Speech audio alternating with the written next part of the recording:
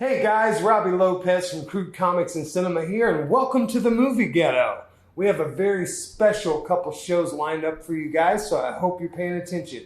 Make sure to hit that like bar, fucking thumbs it up, subscribe, follow us, retweet, share it. You know it's going to be good, it's going to be funny.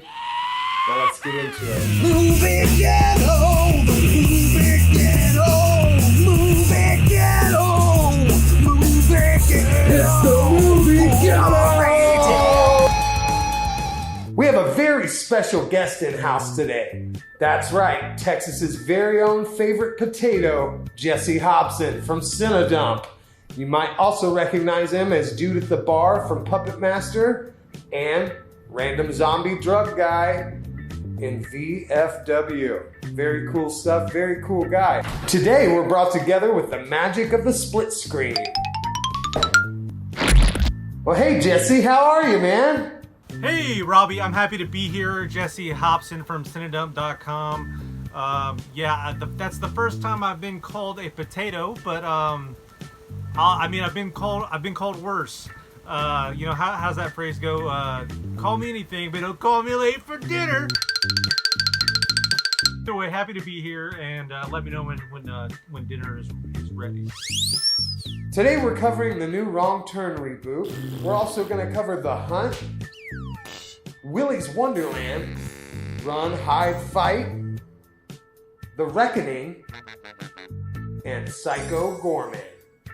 How you been, Jessie? How was that Arctic storm that hit Texas? Holy crap, I'm surprised you're alive and can make it here, man. Yeah, oddly enough, I didn't experience the storm. I happened to be, like, a friend of mine, perhaps you know him, his name's Ted DiBiase Cruz, actually contacted me. He had an extra ticket to go to visit his family in Mexico. So what we did was we gathered a bunch of supplies and we went down and helped some families in need. But yeah, we're back and Texas is back to normal. So I'm happy to be here on Movie Ghetto. Than that, I'm just happy to help families in need. Texas is great, and we're always willing to lend a helping hand. My back is already sore from carrying this show, but regardless of that, let's get into the movies. What do you say? For me, I personally didn't care for the Wrong Turn reboot. Although it was a beautifully shot movie and written well, it looks great, it's colored great, it's a fun movie. I feel like it should have had a different name. If it was called anything else, I think I would have liked it a lot better. If it was called like Off the Beaten Path or Lost in the Woods or something, I don't know. But leave Wrong Turn alone. Even though they made 8 of those damn movies and they got worse and worse and worse and worse, obviously people love them. They love the 3 cannibal inbred killers. Why take them away? You're shooting yourself in the foot. Yeah, I do agree. With franchises like this that have 14, 15 films, it is difficult to just start over fresh. That being said, they did try that, and so that's awesome that they tried it. But by doing so, they lost the magic. They lost the lightning in the bottle, and it's part of the magic is gone. And ultimately, I like the first film. I like the second film that much more. This didn't feel like a Wrong Turn film. It probably should have been called something else, like you said. And it definitely was a pretty film, but like most of Christopher Nolan's films, they can be pretty, but that doesn't necessarily mean that they're going to be good. Spoiler alert! It turns out all the woods people are just like peaceful dudes trying to like do their own Soviet type citizenship, like live out in the woods, David Koresh style or whatever, like trying to just do their own thing, and these kids actually come and kill one of them and fuck it up, and then they get all evil and stuff. So they're not even scary, they're not even killers. It basically is a big slap in the face of saying like, we're the evil, we're the evil, normal people are the evil, city people are evil. Yeah, it's always weird when a B movie or a horror movie tries to give you some social commentary. I mean, it's cool. Like, do it, but if it doesn't work, then ultimately the team that tried to make the commentary, they ultimately look like fools, and I think that's what we have here, you know, at the end of the day. And you know, that's all fine if it was a different movie. I was just going into it wrong turn. I knew there wasn't gonna be cannibals, but I was waiting to be dazzled with something better than cannibals, I guess. And I mean, long story short, it didn't happen for me. I'm gonna give it a 4.3 on the ratings there. Just wasn't my bag. Beautifully shot movie, awesome direction. You know, everything was really good. It just was missing for me the gore and the cannibals and some flesh eating. That's what I like. I love barbecue. I love meat. Show me some people getting killed. What do you think, Jesse? While I can't show you some kills, I can definitely show you some meat. Thing is, it's high regarded, so you're gonna have to get in line. I recently saw Tom and Jerry, and while this is better than Tom and Jerry, this is still pretty low as far as my ratings go. I had to give it 2 stars out of 5, so ultimately that equates to 4 out of 10. So 4 out of 10. And I don't recommend this one. That's just me. You know, if you really want to get some killers in the woods, check out Wrong Turn 2. Joe Lynch directed, great film, a lot of fun. Henry Rollins. Don't see this one unless you just want to go to the movies and support films. I would probably say this is probably going to be more fun in an actual theater. So yeah, go do that if you really need to get your Wrong Turn fix. Now The Hunt, I feel like The Hunt was done with a similar idea, but they were like way more caught up in politics with it. But I feel like the new Wrong Turn could have been like the sequel to The Hunt, or what they wanted the new Wrong Turn to be like The Hunt. The Hunt was a very funny, very entertaining movie. Awesome kills. I really dug it. It keeps your attention the whole way through. It keeps a really nice pace. It's got the dude from Mallrats that was a great big fat guy. I think he's in Boy Meets World too, and he's all buff and shit now. So that was cool seeing him have a glow up. You know, his name escapes me at the moment, but he's got that face that you'll recognize. He's the fucking sailboats are a scooter. You know, the guy trying to see the sailboat in Mallrats. So The Hunt was great, I thought. For my money, all day long. I even went out and bought the DVD. That's how you know I like it. If I go see it in a theater and I have to buy the DVD that I'm not even gonna watch just so it goes to the shelf, the collection, like that is a hats off. That means I really liked it. We're gonna go with a nice firm 5.8 on The Hunt. Check it out. Very cool movie, The Hunt. Check out Wrong Turn as well. Let us know what you think. A lot of you have probably already seen it, so drop it in the comments, man. Shit on us, piss on us, tell us what you think. Give me some comments, give me some shares, some likes, start some shit, talk some shit. Threaten me, I don't care. Death threats are welcome. We have a whole show for that where we read them. It's awesome. So even if you give us shitty comments or you're a dickhead, we're gonna turn the limelight on you soon, buddy. We're gonna have a whole show just geared for you beautiful people that like to talk shit. So the name you were looking for, Robbie, is Ethan Suplee. He's also known for My Name is Earl. He was like the kind of slow friend in that. I liked The Hunt as well. I gave it an 8 out of 10. While the political satire is there and it is funny, at times it was a bit much. I feel like had the producers maybe reined it in just a little bit, the film could have been that much stronger. But while we are on the topic of cameos or actors being in the film, I thought it was really cool that Sturgill Simpson was in this one. Playing him even being associated with this film was kind of the icing on the cake for me. Also, too, the fact that this film took like everything from a lost 90s film and still made something out of it is quite the task. It's basically like a reimagined The Pest.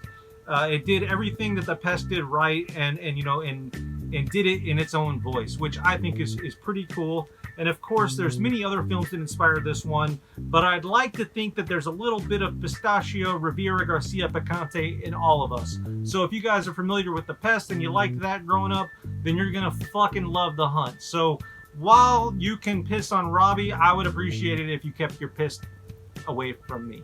But yeah, and watch The Hunt. Let me know what you think. I liked this a lot better than Wrong Turn. Yeah, and I was not bored. I was entertained from start to finish. I had high expectations going into this one, and my expectations were met. I watched this with my family when it came out, and I think everyone had a good time, which is not always the case at my house. But yeah, eight from me, and back to you, Robbie. Up next, probably one of the funnest movies I've seen so far this year, even though we're only in March, but it's Willy's Wonderland, starring Nicolas Cage. Some people love Nicolas Cage, some people are wrong. Yeah, I actually love Nicolas Cage. I'm going through his IMDb right now and trying to watch every single film that he's ever put out, because I'm sure there's a few that have slipped through the cracks. Very fun movie. Shows you what you could do with a limited budget. Even though the movie was like $5 million, I suspect most of that went to Nicolas Cage. The effects were cool. They were funny. The animatronics, I mean, it's exactly what it sounds like. It's basically Five Nights at Freddy's, like if it was a rated R fucking awesome movie and a cool idea with Nicolas Cage. Yeah, so the budget was interesting. Is an interesting topic for me because some of the animatronic scenes would jump back and forth between CG and like physical machines, which kind of as a viewer would take me out of the film a little bit. It wasn't that they were done bad. It just the transitions from computers to practical just looked a little bit odd and were sometimes off-putting a little bit. Outside of that, a lot of the B story seemed unnecessary. The actors from the kids are the actors that played the kids, like they just seemed odd as well. Kind of came off a little boring and stale. Again, Nicolas Cage carried this film, and the actors and characters surrounding him, they were fantastic. I just wish that we would have gotten more of that versus the kids. Holy shit. Can't go wrong. Can't go wrong, and it's so sexy of a movie. Even though there's no sex or anything in it. I just mean the way it looks, the way it speaks to me, the way I watched it, the entertainingness. You just want to eat popcorn and laugh your ass off, maybe schmirka-doobie. It is a sexy score of 6.9. Nicolas Cage was the highlight of this film for me. The little lore surrounding the facility was also a highlight for me. I just wish that it would have had more Nicolas Cage and less of the B story with the kids. Willy's Wonderland. Check it out. What'd you think about Willy's Wonderland, Jessie?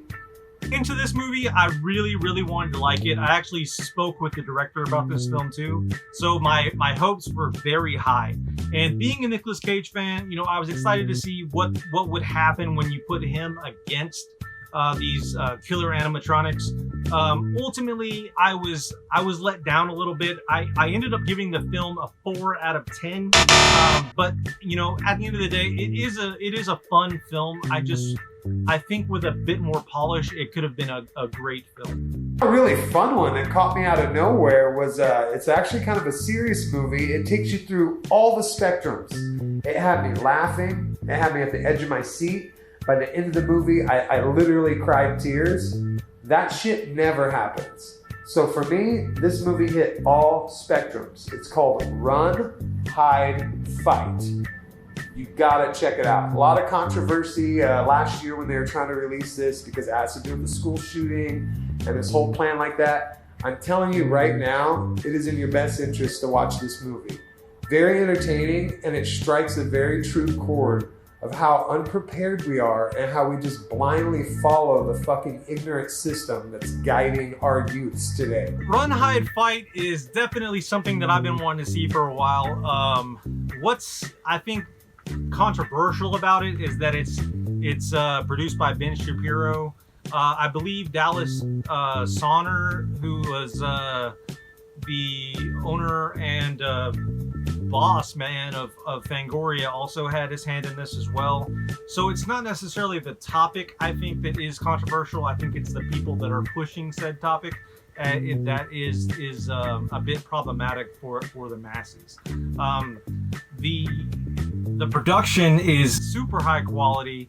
The actors, actresses look fantastic. I'm not really sure how else you could present this topic, you know, without being polished as much as it is.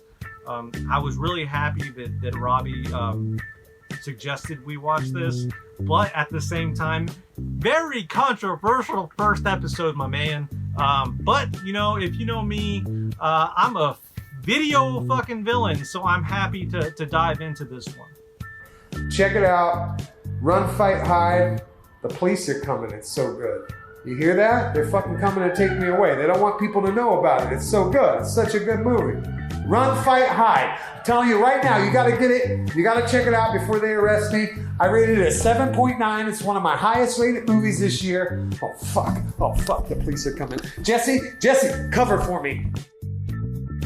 Well, you know, what else can I say? You know, first of all, I don't know what the fuck is going on with Robbie, but I'm still here, and I've never been to prison, so, you know, I'm not sure if we can be friends anymore. But what I will say is that Isabel May carries this film. She looks fucking good doing it. And then also to Thomas Jane, you know, the fucking Punisher, man. Like, he does. He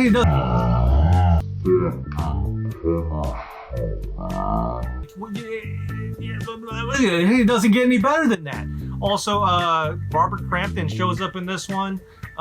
Yeah, so I also gave this pretty high scores. So it looks like the only film that we disagreed on is Willy's Wonderland. I gave Run, Hide, Fight an 8. And I will say, judge this one for yourself.